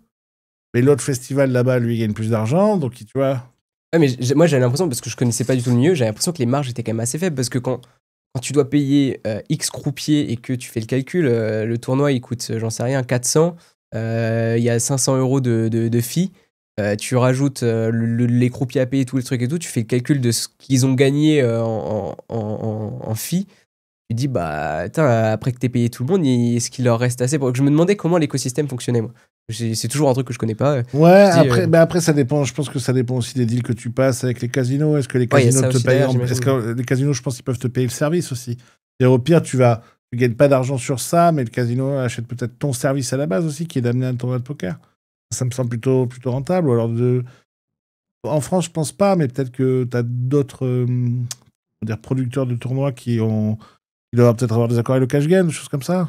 Ils amènent des joueurs. Donc après, l'économie du poker, elle est fragile en général. Hein. C'est ce que j'avais l'impression. Regarde, on est combien à vivre on enlève le côté... joueur de poker. On est combien à pouvoir prétendre vivre de ça sans être joueur de poker? Donc toi, Bah, moi, je me considère comme joueur quand même. Non. Et c'est une Je grosse dis- partie de mes revenus. Mais oui. Non, mais je dis, enlève le côté joueur, juste pour ça. Ouais. Tu pourrais vivre d'être Je pourrais vivre de- d'être co-créateur de contenu, c'est le mot que je cherche. Chance, Étienne, Juanito, moi, il tilt. Je pense ouais, qu'on t'as a Yo qui pourrait très facilement, mais il en a pas besoin. avec Yo, tout ce qu'il a déjà voilà. fait. 7. Ouais, c'est vrai que c'est peu. Après, 7. Non, mais 7, c'est ouais. pas que c'est peu, mec. On fait même pas une équipe de foot. Ouais. Mais c'est vrai que c'est une économie fragile. C'est sûr que derrière, bah, ça. Sachant ça sachant qu'on parle d'un milieu où il y a énormément d'argent intrinsèquement. Ouais, bien sûr. Ouais. Tu vois ce que je veux te dire? Donc la preuve que l'économie. Après, il y a aussi beaucoup de journalistes et de couvreurs, de photographes qui arrivent à en vivre quand même. Eh ben, mec, non, il n'y en a pas tant que ça. Alors après, attention, il n'y en a pas tant que ça aussi parce qu'à un moment donné, le tunnel fait que bah, si t'es pas bon, tu dégages. De toute façon, il y a que Le le temps. poker, on n'a pas cité dans ceux qui arrivent à en vivre. Oui, non, mais alors, Club Poker, c'est du journalisme vraiment. Ouais, c'est journaliste. Journaliste, ça, Okay, c'est autre Et chose. ils font quand même du contenu sur les réseaux Oui, sociaux. mais ce que je veux te etc. dire, c'est que c'est le côté journaliste qui va les faire vivre. Ça va Ok. être les panneaux publicitaires qu'ils vont avoir sur le trafic, etc. Tu vois, pour moi, c'est autre chose. Eux, c'est des journalistes. On n'est pas des journalistes. Nous, on est des créateurs de contenu, des influenceurs, peu importe comment on appelle ça, mais on n'est pas des journalistes. Eux, c'est des journalistes parce qu'après, oui, ben, t'as au moins Club Poker, Poker News et Live Poker sur au moins ces trois-là qui doivent en vivre. Mais bon, ça fait toujours très très peu de monde, quoi. Et des couvreurs de poker, ils sont 5, 6, 7 max. Ouais, je sais pas. Ouais. Photographe, Sophie, Caroline Darcourt et Sophie et Caroline Darcourt. Ouais, à peu près. Je sais pas, je Il y connais a- moins non, mais il y que a- toi ces trucs-là, mais ouais. Non, mais il y a Sab aussi, une petite protégée, mais elle est de l'autre côté. elle est à Elle est de l'autre l'international. côté du monde. Ah non, attends. Oui, alors après, après, tu vas voir les couvreurs vont faire des photos, mais les photographes, on t'appelle parce que tu fais du super travail Il y en a photo. 2 ou 3, quoi. Bah, Sophie Caro. Je réfléchis vraiment, mais Non, ouais, depuis non, un photographe. t'as Damian un peu pour Damian, mais Damian Nigro, là, qui fait surtout la Belgique et l'étranger. Donc, tu vois, c'est finalement très, très peu de monde. Hein. Ouais, bah après, c'est un petit, Ça reste un petit milieu, donc ça fait quand même une. Ouais, il y a quelques places. C'est pour ça que quand les scores commencent à être gros, mine de rien, on parlait de docu avec mon Bibiotch. Je crois qu'il a fait plus de 200 000 Ouais, vues. plus Là. de 200 000 vues, c'est incroyable. Pour du poker, c'est. Ah ben non, mais ça n'existe pas. Quand je dis ça c'est- n'existe pas, c'est que, grosso modo, je pense que le plus vu, c'est celui de Tapi. Ça doit être... j'ai bouffé son nom. Tapi, son documentaire... Nosebleed.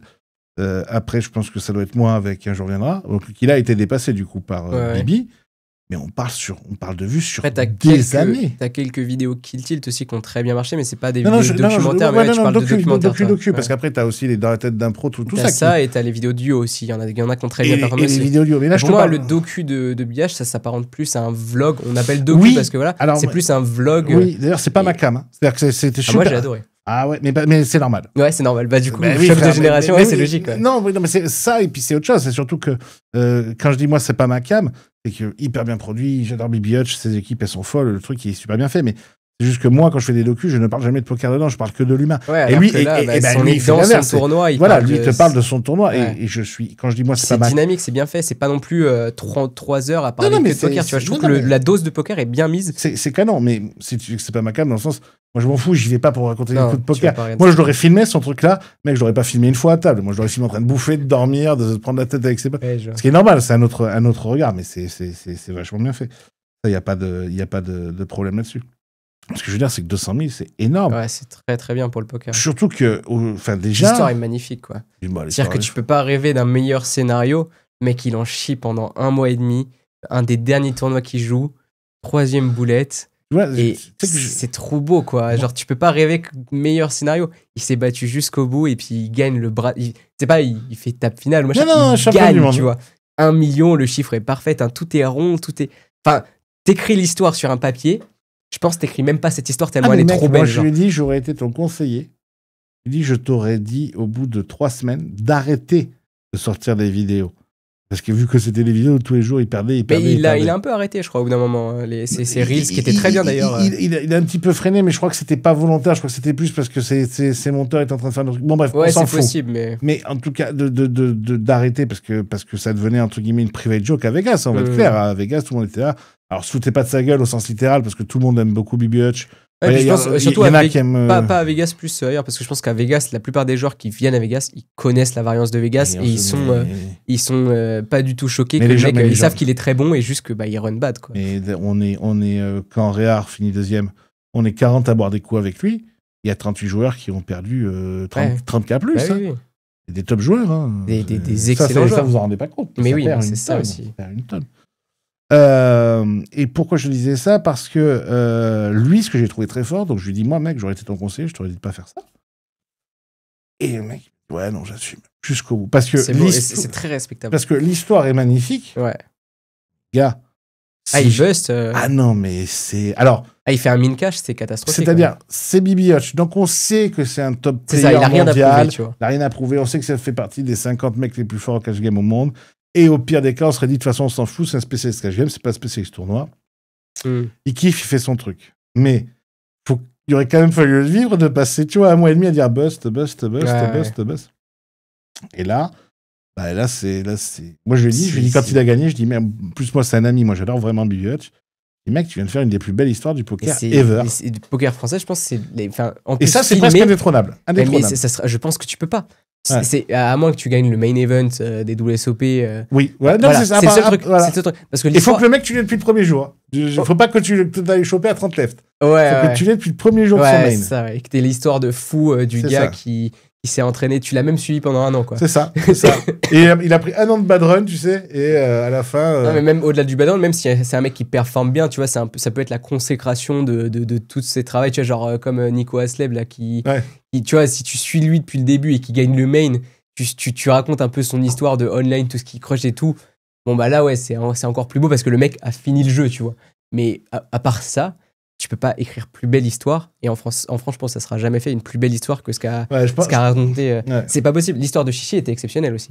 L'histoire de Chichi était exceptionnelle, mais malheureusement, il bosse sur un gros bad beat. Bah, s'il va loin, mec, c'est fou. Le mec, c'est un de ses premiers gros tournois qu'il joue. Ouais, mais je sais pas. En fait, je crois qu'il n'y a pas la dimension épique. Bah non, parce qu'il termine 60ème, donc on s'en rappelle pas autant, tu vois. Mais mec, il fait TF, l'histoire est folle. C'est pas une question de 60ème, c'est une question de. On n'attend pas grand-chose de Chichi à la base. Ouais. Quand je dis on n'attend pas grand-chose de Chichi, c'est que ça peut être un très très bon joueur. Et la question, c'est que c'est pas top player mondial comme peut être Clément Richez. Tu vois, avec toute l'imagerie. Mais du coup, ça rend l'image belle aussi. En vitrine de poker, ça aurait été magnifique. Enfin, s'il gagne le main, on parle de gagner le main. Ça aurait été une histoire incroyable. S'il gagne le mec, Chichi il devient légendaire et on lui fait 3 statues. Mais ce que je veux te dire, c'est que sur le coup, c'est moins christique, entre guillemets, que, tu vois, Richez. Et puis je te dis, c'est Richez, c'est surtout, c'est bust. Mais en plus, c'est bust, mais comme tous les joueurs. Enfin, je veux dire, énormément de joueurs ont la même chose que lui, sauf que lui. Et c'est ça qu'on peut parler aussi, c'est qu'il fait le choix de se mettre sur les réseaux. Il fait le choix de montrer ça à tout le monde et ça rajoute une pression fou. Et il dépense beaucoup d'argent, parce que ça, il faut que les gens comprennent. C'est que ça leur coûte un pognon monstre à thème de faire ça. Et là aussi, ça se voit que c'est pas moi qui le conseille, hein, parce que putain, il fait ça pour la gloire, ce con. Quand je dis pour la gloire, c'est au sens, pour le plaisir, quoi. Pour le plaisir. Il n'y a pas de... Il n'y a pas de projet. Le mec, il va pas te vendre une masterclass, il va pas te vendre du coaching, il s'en fout, ils sont complets. Et de toute façon, ils prennent 4 élèves ou 6 élèves. Ouais, c'est ça. Voilà. C'est vraiment kiff absolu, quoi. Kiff absolu, quoi. Et ça c'est beau. Ouais, franchement, c'est respectable. On dit beaucoup trop de bien de toi, Clément. On t'embrasse, on t'aime, mais... Moi, je le connais pas particulièrement, mais c'est vrai que l'histoire, moi, elle m'a ému. C'est vraiment, c'est magnifique, quoi. J'ai eu l'occasion peut-être de lui dire bonjour une fois ou deux, c'est tout, mais franchement, faut le faire, pour moi, pour avoir fait juste un petit bad run après, du coup, comme je disais, de septembre à décembre, où c'était super bien passé. Derrière, ça a été très dur, surtout en live. J'ai commencé à recevoir quelques messages. Putain, mais t'es vraiment nul au poker au final. C'est vrai ? Mais bien sûr, mais une tonne de messages comme ça.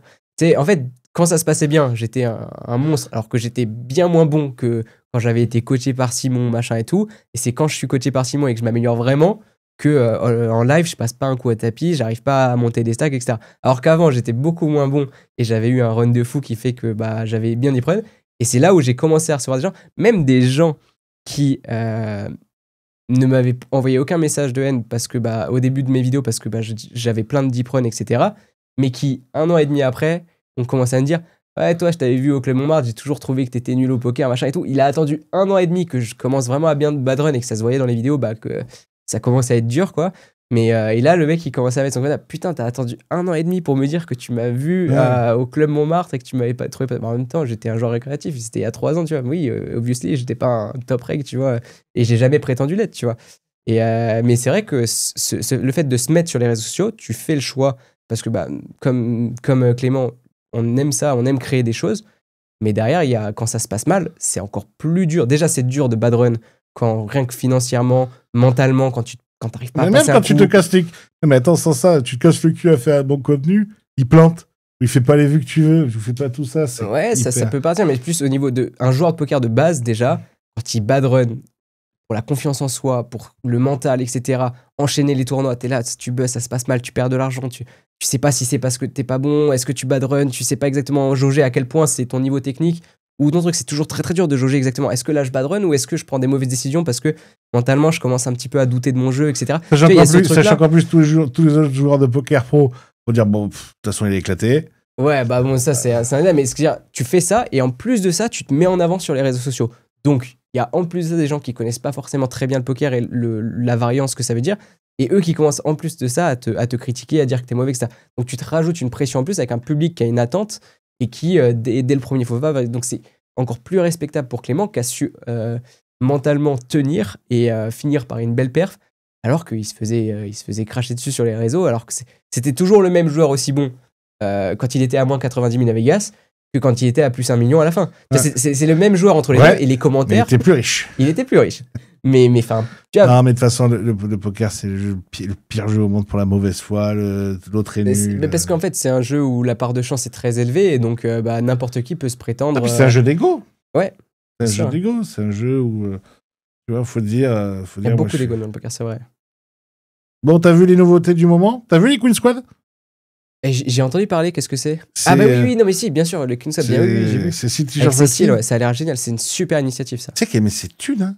Ouais, elle y croit au projet, c'est top en vrai, respect de fou, parce que c'est vraiment un truc que je pense dans le poker, on en a vraiment besoin, quoi. Ah ben, je pense, j'ai vu son casting, elle est venue me voir après, elle m'a demandé de diriger le projet une fois qu'il serait fini, puisque évidemment, c'est elle qui va choisir. Enfin, il y a un jury et tout, mais intrinsèquement, c'est quand même elle qui va choisir, parce que c'est quand même elle qui met de l'argent.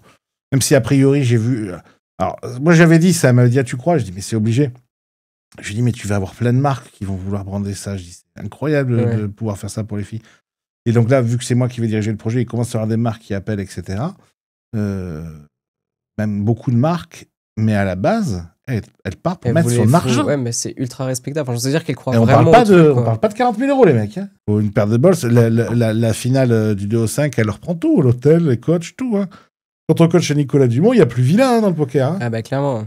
Non mais c'est vraiment, c'est-à-dire que c'est par conviction, quoi. C'est vraiment par envie de faire changer les autres. Et c'est ce genre de personnes qui font changer l'industrie, quoi. Et je trouve ça tellement respectable qu'elle ose faire ça. Je trouve qu'en plus, elle a rien à gagner. Elle est numéro 1. Ben ouais, en plus... Tout le monde la veut. Je sais pas ce que les rooms foutent à part... Ou alors peut-être que les rooms sont venus et qu'après ils sont pas mis d'accord. C'est un peu récent. C'est un peu récent qu'elle est arrivée. Ça, c'est vrai. Mais par contre, elle a tout pété. Bah ouais, clairement. Et puis, elle travaille pour continuer à tout péter, quoi. Elle travaille pour continuer pour tout péter. Belle. Femme d'affaires, mais la nana en plus, l'autre, elle décide alors qu'elle a plus. Je vais mettre 6 concurrentes. Et vous savez quoi? Je vais créer ma propre concurrence. Tu vois, ça c'est clairement de la conviction pure, quoi. Et je trouve que c'est tellement louable, un respect de fou. Et je pense qu'on en reparlera dans quelques années, comme franchement. Ah bah si ça marche, ça marche et que les marques. Mais même là, si ça marche pas, je veux dire, le fait d'avoir osé tenter une aventure comme ça, c'est juste fou, quoi. Non mais je pense que ça marche. Enfin, si les marques ne viennent pas soutenir. Ça serait vraiment dommage. Ah bah là, il y a un problème. Hein. Mais je te dis, là, ça bouge bien. Bah tant mieux. Bon, les Franco, tu vas gagner? De quoi? Le Franco, tu vas gagner, meilleur... En vrai, j'aimerais bien. C'est vrai que quand j'ai vu le truc, je me suis dit, un award comme ça, une cérémonie en direct, enfin, c'est pas en direct, mais dans une salle et tout, enfin, avec un sponsor, tu vois, enfin, c'est... Genre, la cérémonie. Attends, toi, tu connais le sponsor, je sais pas s'ils le connaîtront quand la vidéo sera sortie. Mais un gros sponsor. C'est ce que je me suis dit. Est-ce qu'on peut le dire là ou pas? Parce que je sais pas si ça sera sorti. Je sais pas si ça Mais c'est trop ouf, quoi. Ouais, c'est Le rigolo. sponsor, je peux pas le dire là, mais putain, j'ai trop envie, quoi. C'est une dinguerie. C'est fou ce que t'as réussi à trouver. Il est correct. Mais ouais, franchement, ça faisait. Enfin, moi, c'était un honneur d'être là-dedans, surtout après juste 1 an et demi de vidéo, d'être parmi les 5 que t'as nommés là-dedans. T'aurais mis plus de youtubeurs, toi? En fait, il y avait le débat de dire est-ce qu'on met Wina dans les youtubeurs parce qu'ils font du super contenu aussi sur leur chaîne. Il y avait ce débat-là, mais c'est vrai qu'en fait. Ah oui, c'est vrai qu'on en avait parlé, toi et moi. Ouais, ça. on avait parlé de ça. Je trouvais que Wina avait sa place potentiellement. Et qui est-ce qu'il y avait d'autres Moi, on m'a dit. Baki, cette année-là, il n'avait pas été très présent, donc c'est compréhensible. Mais Baki était parti beaucoup en anglais. Ouais, il a fait peu de choses cette année. Il y a son collègue Hugo qui fait des trucs. Qui m'a appelé, qui m'a dit ouais et tout. Je dis écoute. De toute façon, moi, qu'est-ce qui s'est passé? Moi, j'ai appelé une vingtaine de personnes. Moi, j'ai fait grosso modo des listes. J'ai appelé une vingtaine de personnes. J'ai envoyé les listes. J'ai dit, OK, donnez-moi des noms. Amenez. Moi, je voulais surtout me forcer à essayer de mettre le moins de gens, entre guillemets, amis, par amitié possible, et me forcer à mettre des gens que je peux juste pas encadrer, mais qui sont, par leur travail, respectables, et donc les mettre dedans. Donc, liste, etc. Et YouTube, je me suis dit, on va essayer de fermer à 4 ou 5. Et en fait, après coup, je sais plus qui c'est qui m'a dit, mais regarde, tu mets 8 joueurs dans joueur de l'année. Il y en avait 8, on va dire. Ouais, t'aurais pu mettre plus encore. Vas-y, mets plus, ne serait-ce que pour faire des clins d'œil, parce que c'est sûr qu'un mec, tu vois, on parle de Tams. Ouais. Tams, il faisait partie au début de il aurait pu avoir sa place, clairement, il a démarré cette année. C'est pas idiot, tu vois, mettre en coup de cœur. Ça, c'est un des trucs que je modifierais peut-être l'année prochaine. Ouais, parce que, justement, parce que là, du coup, a priori, c'était plutôt serré, tu vois, t'as mis vraiment... Mais je pense que ça aurait été bien. Alors, on ne connaît pas le résultat, pour le coup, parce que je veux pas que les gens m'en paient. On pourra cuter si jamais je dis une connerie, tu me dis. Non, mais on connaît pas le résultat. Non, on connaît pas les résultats, mais je t'ai dit juste un truc qui était serré. C'était serré. Je sais pas si j'ai le droit de le dire. C'était très serré. C'était serré du cul. Oui, ça tu peux le dire. Ça j'ai le droit de le dire, ok. Et je sais pas comment ça s'est fini. Même toi, tu sais pas, c'est ouf. Non, mais parce que sinon, c'est infernal. Si je sais. Tu vas recevoir plein de textos. Il y a quelques catégories où je sais, parce que les mecs ont pris tellement d'avance. Non, voilà. Mais il y a plusieurs catégories, la catégorie YouTube, joueur de l'année. C'est vrai que ça a été un dilemme pour toi, les catégories, même sur Facebook. Il y a eu la vidéo de Thomas qui t'en avait parlé et tout. Ouais, mais allez. Je veux qu'on en parle. Ouais, non, moi je te lance là-dessus, je sais pas si... Mais c'est vrai que ça a été quand même une vidéo que moi je l'ai regardée, je trouvais qu'il avait des arguments quand même intéressants. Alors, le truc c'est... Dans la vie, t'as 2 catégories de personnes. T'as des personnes qui vont te faire des critiques parce qu'elles veulent te faire avancer. T'as des personnes qui vont faire des critiques parce qu'elles veulent essayer de te plomber. Une personne qui veut faire une critique pour te faire avancer, je vais te prendre un exemple. Flavien Guélan. Que j'aime bien, on s'entend très bien, on n'est pas amis parce qu'on se voit pas suffisamment, mais on s'entend bien. Flavien m'appelle, me dit, mec, j'ai vu tes awards. Il y a des super idées. Putain, alors ça et ça, je suis pas du tout d'accord. Il me parle entre autres de GG. Il me dit, ouais, putain, mais pourquoi t'as mis GG? Je dis, bah écoute, c'est francophone. Il dit, ouais, mais c'est francophone, d'accord, mais regarde, GG, ils peuvent pas jouer depuis la France. C'est une mauvaise, ça peut être une mauvaise incitation. Et il a des super arguments. Et on débat, et là, comment ça me fait réfléchir? Je me dis, ouais, t'as raison, peut-être que l'année prochaine, je vais le modifier, ce truc-là. Voilà, critique, hyper constructive. Ok, j'adore. Thomas Gimier. Le mec, il m'appelle pas. Alors qu'il a mon numéro. Toute l'industrie a mon numéro. Il veut faire ses 15 grandes minutes parce qu'il a pris des cours de comédie, donc il veut bien parler et faire une belle prestance. Première minute, 30. C'est d'ailleurs là où je m'aperçois que plus personne lit d'interview sur Club Poker et sur l'amateur de poker. Première minute 30. Oui, il a décidé tout seul. J'ai fait une vidéo YouTube, 2 interviews. Le premier truc que je dis, c'est j'ai appelé une vingtaine de personnes. C'est peut-être le fait que du coup, t'as pas cité les personnes que t'avais appelées, t'as pas donné assez de détails. Mais moi, je les ai pas citées par respect pour elles. Après, elles parlent si elles ont envie de parler ou pas. Moi, je vais... Ouais, mais t'aurais pu dire, il y a cette liste de 15 personnes, vous pouvez être sûr qu'elles ont été contactées. Sauf que moi, j'aurais pas demandé d'apparaître publiquement. On me croit pas. Qu'est-ce que j'en ai à foutre? Écoute-moi. Je comprends derrière le. Non, mais fait surtout que si tu me connais 10 minutes et que tu vois les listes des gens qui ont, tu peux pas me dire que c'est des listes d'amis. C'est pas possible, tu vois. Voilà, il y a des gens que je déteste dans les nominés. Donc on peut pas me dire, tu vois, que c'est des listes d'amis. Il y en a qui disent ouais, mais regarde là, t'as mis ça et pourquoi t'as. Oui, d'accord, ok. Tiens, il y a un exemple qu'on m'a donné. Je vais faire un peu long, mais comme ça, moi, ça répondra aux gens. On me dit, ouais, t'as mis Infinite Player, mais t'as pas mis... comment ils s'appellent déjà, les autres Poker Amateur, on joue dans les bars, Red Cactus. C'est quoi? Red Cactus, c'est un truc où tu joues dans les bars. Et dans Industriel de l'année, je mets Infinite Player et je mets pas Red Cactus. Les gens me disent, oui, mais ça c'est parce que t'es potes avec Infinite ou parce qu'ils sont chez PMU ou parce que t'as un peu travaillé avec eux. Je mets Infinite parce que c'est une entreprise suisse. Et que j'essaye, puisque c'est francophone, d'avoir autant que faire se peut, j'y arrive pas tout le temps, mais essayer d'avoir une entreprise suisse, une entreprise belge, essayer. Ça n'a rien à voir avec Cactus. Ils font du super boulot avec Cactus. Ils pourraient être dedans. Ils ne sont pas cette année parce qu'à un moment donné, choisir, c'est renoncer. Ils peuvent y être l'année prochaine. Tu vois, les gens fantasment de trucs où il n'y a rien. Pour revenir à Thomas Gigny, voilà, première minute 30, il sort déjà une méga connerie. Voilà. Donc, à partir de là, j'abandonne. Ça sert à rien. Donc, il y en a après qui m'ont fait des résumés. Parce que moi, j'ai pas écouté. J'ai abandonné. Première minute 30, j'ai vu l'énorme connerie. Je fais, OK, là, j'abandonne. Ça ne sert à rien. Si tu veux tuer ton chien, tu dis qu'il a la rage, voilà. En plus, c'est ne rien. En plus, tu sais quoi? C'est ne rien comprendre à l'industrie. Pour une simple et bonne raison. J'ai vu tous nos aînés, et il a vu aussi, parce qu'il y a depuis suffisamment longtemps, se tirer dans les pattes. Tous les gens qui nous ont précédés. D'accord? Et ralentir l'industrie. On devrait aujourd'hui être plus intelligents et se dire tous, bon allez, on va essayer de s'entraider, on va essayer de se pousser les uns les autres, d'affiner les choses. Quand il sort 5bet, d'accord, moi je suis très proche de Texas Poker. Je dis rien. Je dis rien parce que ils sont nouveaux, ils ont envie de bien faire, que la concurrence, c'est jamais normalement censé être mauvais si c'est bien fait, et que je vais certainement pas leur cracher dans le dos pour ça, tu vois. Donc je dis rien. Je dis juste rien. Et si j'ai un truc à le dire, je vous aurais appelé. Point. Il peut avoir des avis critiques. Mais moi, je pense que... Mais appelle-moi.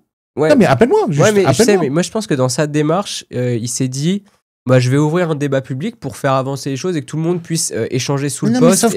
Mais sauf que tout le monde est... Moi, ce que j'ai ressenti sur le truc, c'est en mode, c'était pas une attaque personnelle, tu vois. Ouais. Après... Non, mais je sais pas si c'est une attaque personnelle, si c'est une attaque parce qu'il se dit qu'il va perdre, parce que les gens qu'il a en face sont plus connus. Juste, il voulait soulever certains points. Donc, comme tu as dit, il y a certains points qui n'étaient pas vrais, mais il y a le seul point que je trouvais qui était pertinent, c'est sur le truc des votes, sur l'adresse IP, là.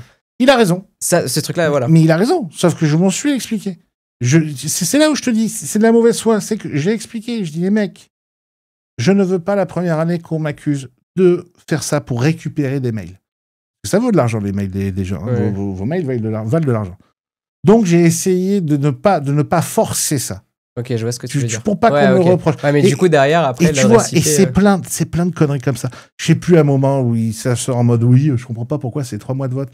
Mais parce que si tu fais fonctionner ton cerveau 3 minutes ou que tu m'appelles, je t'explique qu'il y a 3 mois de vote parce que c'est la première année et que le temps que tout le monde en entende parler, eh bien, je laisse un maximum de temps. Il est évident qu'une fois que tout le monde sait ce que c'est les francophones, les votes, ils durent 2 semaines. Encore une chose, comme ça tout le monde le saura, t'en as plein qui m'ont dit « Ah mais non, mais t'aurais dû faire un jury. » Je dis « D'accord, comment on le choisit le jury ?»« Ah ben, d'accord. Je suis alors petit 1 chez vos magouilles de jury, ça m'intéresse pas. C'est au public de décider.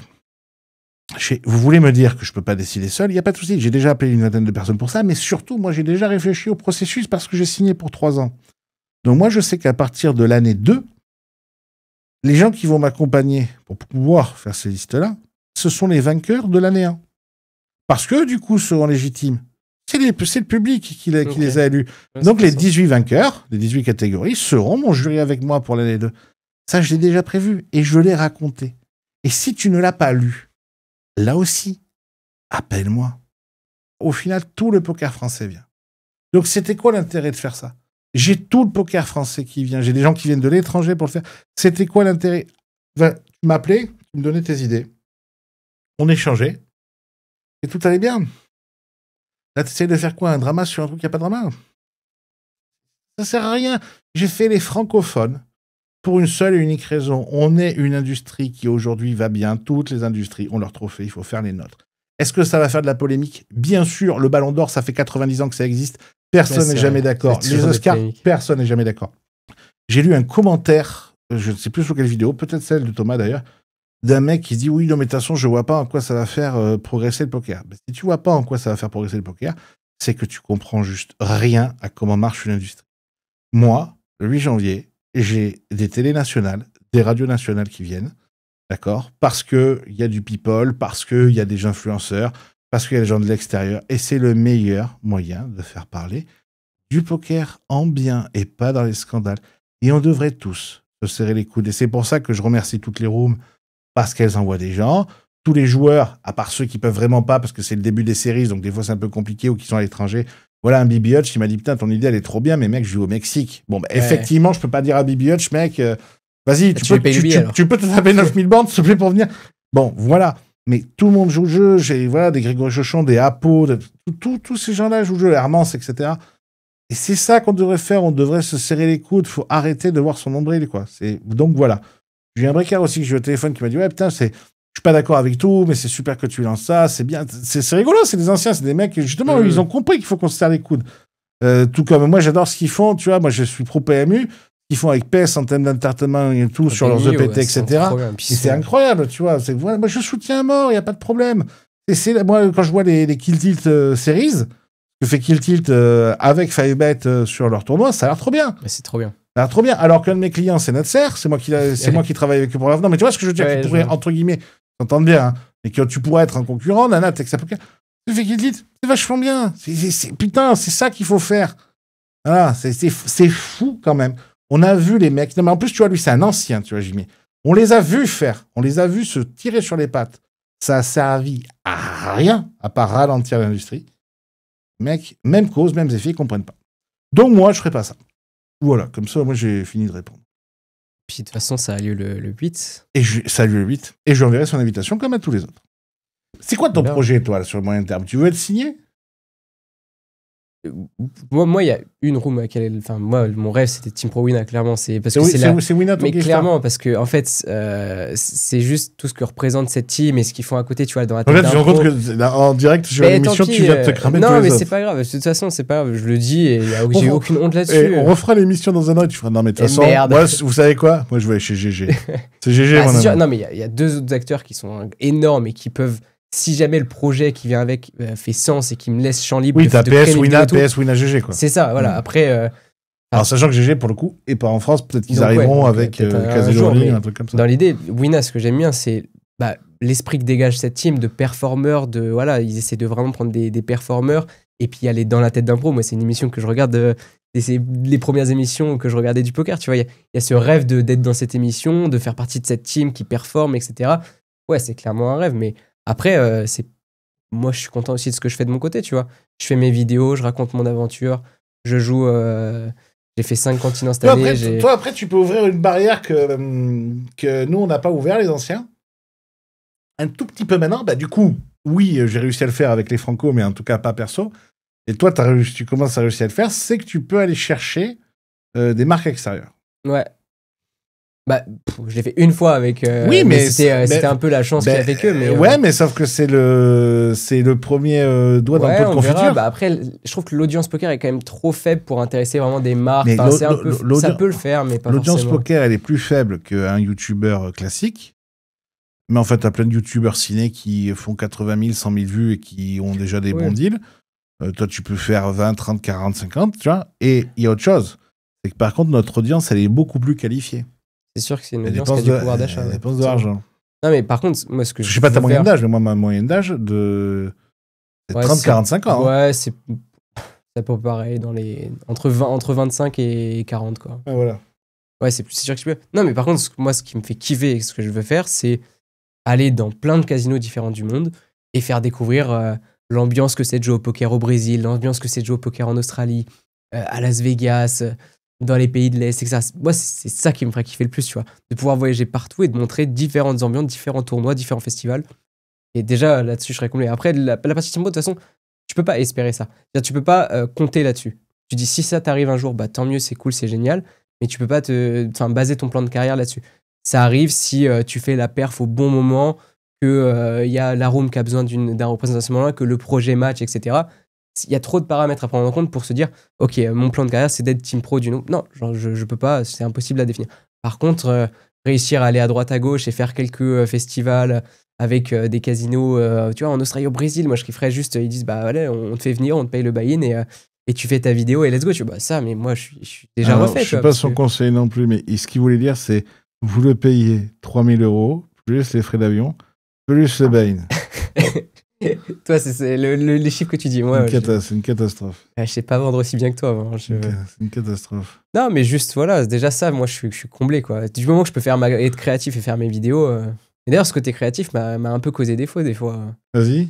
Mais ouais, je suis arrivé dans cette industrie, je connaissais personne. Je connaissais Ouais. rien. Bah, comme je dis, Jonathan, c'est tout, qui m'avait un petit peu aidé au début, mais sinon, je connaissais pas. Et je vois des mecs que je surkiffe, quoi. Yo, que je regardais ses vidéos, Z-Chance, je regardais ses streams, etc. Et je pense qu'il y a eu un peu ce truc où bah, j'ai 1000 idées, tu vois. J'ai 1000 idées différentes de concepts et trucs. Et bah, je vais voir Z-Chance, bah, je dis, putain, mais tu voudrais pas faire tel truc, même si je suis pas dedans, tu vois. Mais j'ai envie. Et je me dis, il y en a certains, j'ai dû un peu les saouler, tu vois. Genre, ouais, Z-Chance, je pense, je l'ai un peu saoulé. J'ai tellement plein d'idées à proposer. Le mec a se dit, bah, en fait, tu vois, peut-être il vient gratter un truc, alors que pas du tout. Moi, c'est juste que Il vient j'ai gratter trop du d'idées. buzz, le bâtard. Ouais, tu vois, alors que franchement, c'est un microcosme, le poker. Il y a pas de. Il va pas me faire gagner 1 million d'abonnés parce que je fais tel feat avec on s'en fout, tu vois. Moi, c'est. 50, 100 peut-être. Ouais, voilà, tu vois, mais c'est pas du tout pour ça. Moi, c'est juste, je kiffe la vibe du gars, tu vois. Le gars est trop cool, il dégage une bonne énergie sur ses streams. Je vois ces trucs, je dis, putain, mais tu devrais faire telle vidéo, tu devrais faire des vlogs, des trucs, machin, tu veux pas qu'on teste de faire tel truc et tout. J'ai juste 1000 idées. Quand tu gagnes les SPO, Ouais. c'est chaud ou pas pour toi si tu gagnes pas? C'est chaud, oui et non. C'est-à-dire que, bah, franchement, je faisais une année pas aussi belle que je voulais. Après, c'était la première année, j'avais pas forcément d'attente, tu vois, mais c'est vrai que l'année était moins belle que ce que je pensais. C'est vrai que ça fait clairement du bien à ma bankroll. Mais après, c'était plus mentalement que ça m'a fait énormément de bien, quoi. Ça m'a libéré, ça m'a. Tu vois, et puis je m'étais donné du mal pour perdre du poids et tout. J'avais passé 2 mois où j'avais cut totalement le poker et tout.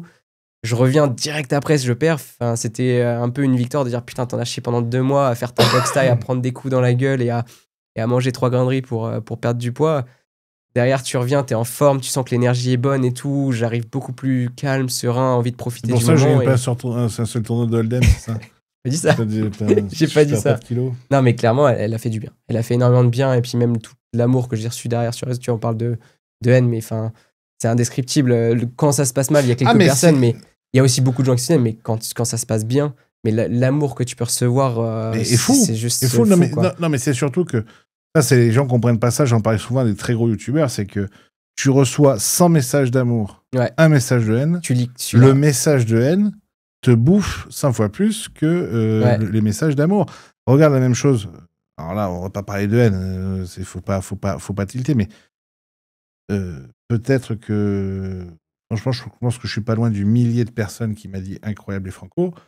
Je fais 15 minutes de tartine sur la seule vidéo qui est sortie, ouais, c'est ça qui est même pas haineuse pour le coup, qui est à mon avis une connerie ou maladroite, tout ce que tu veux. Ouais, mais je en pense tout qu'elle cas, est maladroite, mais qui est pas mais haineuse. c'est celle qui t'a marqué, quoi, au final. Non, non, je te dis, elle m'a pas marqué parce que vraiment, au bout d'une minute, c'est pas du tout une vanne. Au bout d'une minute 30, j'ai fait, ouais, ok, non. J'ai pas regardé. Par contre, t'es obligé d'en reparler. C'est ça que je veux dire. C'est sûr. Et donc, t'as pas le temps de parler de ces 1000 personnes qui t'ont donné de l'amour ou de la. Ou de la. C'est important d'en parler en plus. Et toi, si on parle de YouTube, tu vas parler des fois des 2 ou 3 connards qui t'ont mis un dislike, un truc, un machin. Alors que là, et t'as pas le temps de parler de ces 1000 personnes qui non, mais c'est vrai, mais ça, c'est le cerveau humain, c'est quand même assez fou et il faut réussir à prendre du recul là-dessus. Et j'avais eu cette discussion avec Chichi à Bratislava et il m'avait bien aidé justement juste à prendre du plaisir et prendre ce qui est bon à prendre, tu vois. Et ouais, de temps en temps, t'as des messages négatifs, ça fait partie du jeu.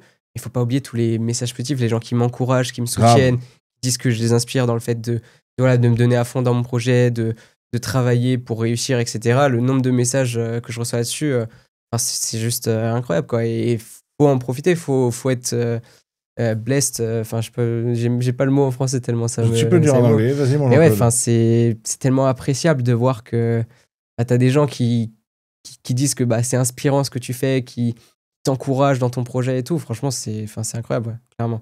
On n'en parle pas assez. Parce qu'on voit le petit commentaire négatif, t'as raison, mais tout le positif qui est derrière, c'est faux, quoi. C'est quoi que t'as fait que tu referais pas ou que t'aurais fait différemment? Je t'ai dit le truc avec le truc de créatif. Le truc de, tu vois, d'aller proposer 1000 trucs et d'avoir trop d'idées. Je connaissais trop pas assez bien l'industrie, et j'avais trop 1000 idées que je voulais mettre en place des vidéos, des trucs à faire à droite à gauche. Je dis, mais si on fait ça et tout. Et je pense que j'aurais dû juste me calmer, tu vois, tranquille, ouais, t'es créatif, t'as plein d'idées, t'as envie de faire plein de trucs.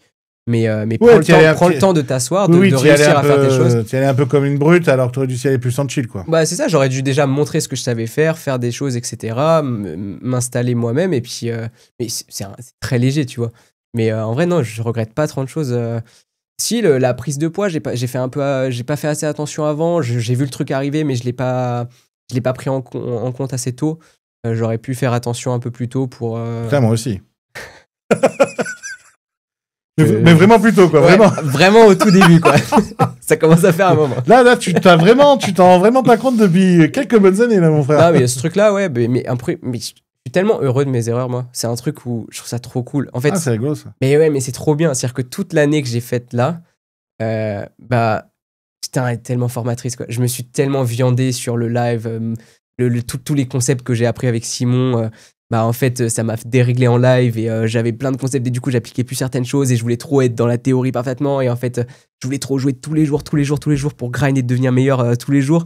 Et puis en fait, je suis arrivé à Vegas éclaté, ultra fatigué, en n'ayant même plus envie de grind.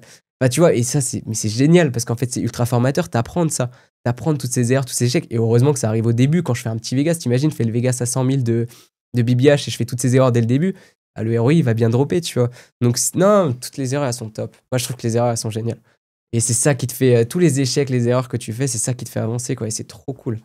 Non. Il n'y en a aucune que je regrette pour le moment. Tu parles bien. Remarque que je suis assez d'accord avec toi. C'est trop formatrice, c'est trop formateur, les erreurs. C'est ce qui te fait avancer, quoi. En fait, non, c'est pas forcément les erreurs, c'est les échecs. Ouais, les échecs, ouais. Il y en a qui te disent ouais, faut arrêter avec cette connerie de t'apprends que dans les échecs. Mais non, t'apprends aussi dans tes Ouais, réussites, tout, mais tu retiens mieux quand c'est un échec. Parce que quand c'est un échec, la leçon, elle est définitivement apprise. Clairement. Et tu sais ce qui a mené à cet échec. Alors que parfois, tu as des réussites où tu sais pas clairement pourquoi ça marche. Ouais, tu vois ce que tu as fait, mais tu te dis, c'est marrant parce que je l'ai fait aussi d'autres fois. Pourquoi là, ça marche plus? Pourquoi? Pas toujours évident, ça, quoi. Ouais, non, mais c'est vrai, les échecs, parce que ça te marque, et puis surtout dans le poker où émotionnellement, ouais, des fois c'est dur, tu vois, tu t'es tout le temps, tu sais pas exactement. Je dis, il y avait un truc que je trouve assez vrai, c'est pour être un performeur, il faut à la fois avoir une grande confiance en soi, de se dire que t'as un gros potentiel, t'es quelqu'un qui peut réussir et faire des grandes choses, être un des meilleurs joueurs, et en même temps, avoir d'énormes doutes sur toi-même. C'est-à-dire qu'il faut avoir les deux. Faut avoir une énorme confiance en toi, se dire que tu peux être le meilleur, et en même temps, tout le temps se remettre en cause, tout le temps remettre en question, et se dire, attends, est-ce que je fais les choses bien ici? Ah, je suis pas sûr que... Est-ce que j'ai vraiment... Tout le temps se remettre. Donc c'est un mix des deux, mais ça, c'est aussi dans l'entrepreneuriat, de ce que j'ai compris, je ne connais pas aussi bien, mais c'est un mix des deux qui est très important. Donc le mix d'être ultra confiant, et en même temps, d'être tout le temps en train de se remettre en cause, et de dire, est-ce que je vais pas dans la mauvaise direction, etc. Ça, et si il y a encore trop peu de joueurs qui comprennent ça, et ton entourage. Et ton entourage, même dans le poker, mais là, ça commence à rentrer dans les mœurs. Ton entourage dans le poker, si tu veux aller loin, vu que c'est un milieu d'argent, c'est effectivement de la technique, ça peut être du mental, c'est du conseil en communication ou en gestion comme moi, ou en gestion ou en entrepreneur, je veux dire comme moi. Mais tu as besoin d'être très bien entouré et de gens très compétents. Et si tu es entouré de gens très forts, tu vas finir par être très fort. Ça, c'est sûr. Ouais.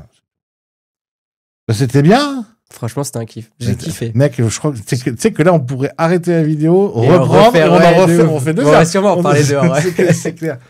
Bon, les amis, j'espère que ça vous a plu. Merci, mon Mathieu, d'avoir accepté l'invitation. Merci à toi pour l'invitation. On va se le refaire très bientôt. Ça s'appelle No Bluff. Ça coûte du pognon, donc il va vraiment falloir que je trouve. S'il vous plaît, une marque, une room.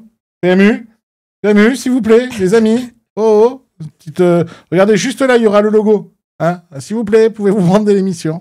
J'espère surtout que ça vous plaît, parce que toute l'idée de Dans le Carré, à partir de maintenant, c'est qu'on va step up sur plein de choses, parce que à la fin, je vais finir complètement ringardisé par ces petits jeunes. C'est pas moi qui l'ai dit. C'est... Tu l'as pensé, bâtard. Non.